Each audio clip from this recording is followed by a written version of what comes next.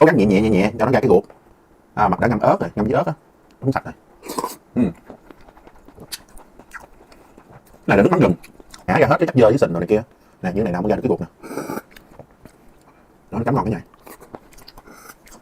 Nó bị xấu quá, ăn bớt rồi. Đó, còn cái ruột có mặt rồi đó nha ơi. Mặt là dân miền Tây mà ăn còn ăn luôn ruột vậy. Ngâm nó hết giờ rồi nên ăn nó tự tin hơn.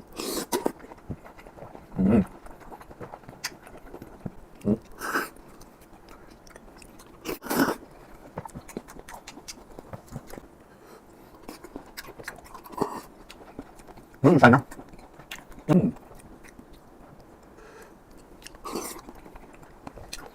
Mắm kẹo.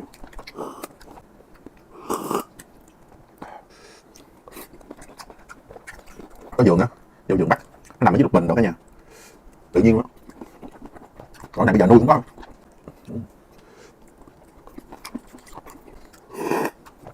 Cái nước luộc á, ngon lắm, ngọt không để nước, tự móc ra nha.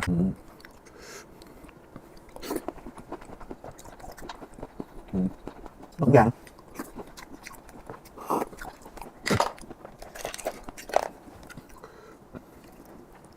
Wow.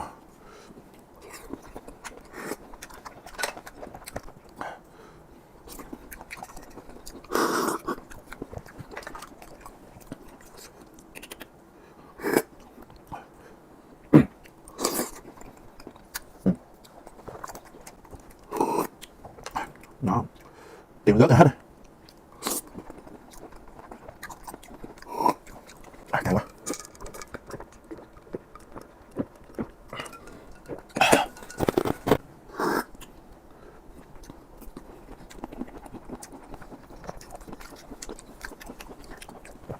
Con nào này úng nu.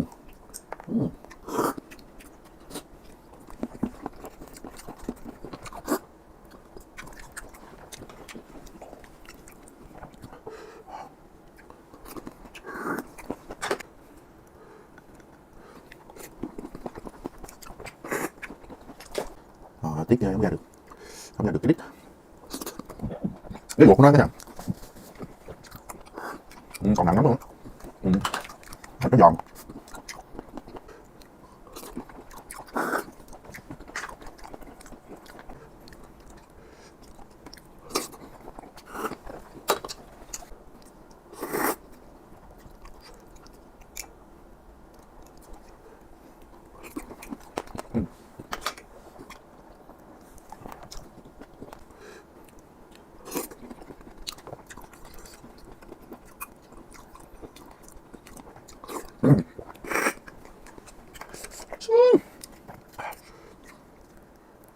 Cái này cái gan của nó nha.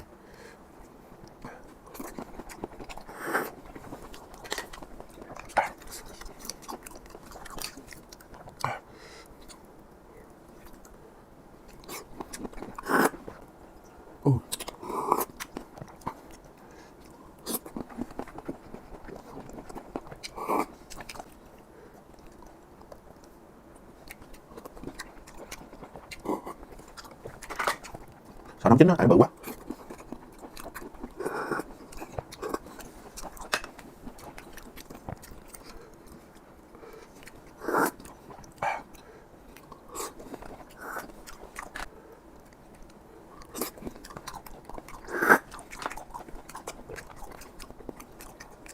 Má ơi nó bự.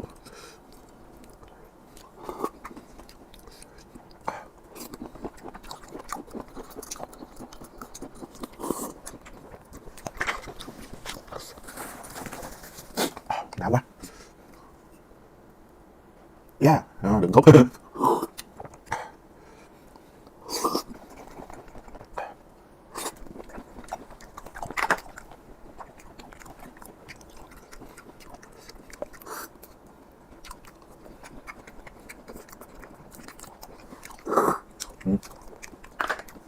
Còn nó vẫn ngon, nãy nước sốt nhiều quá, gần cuối cả nhà, mà nó dính đây nè nước sốt.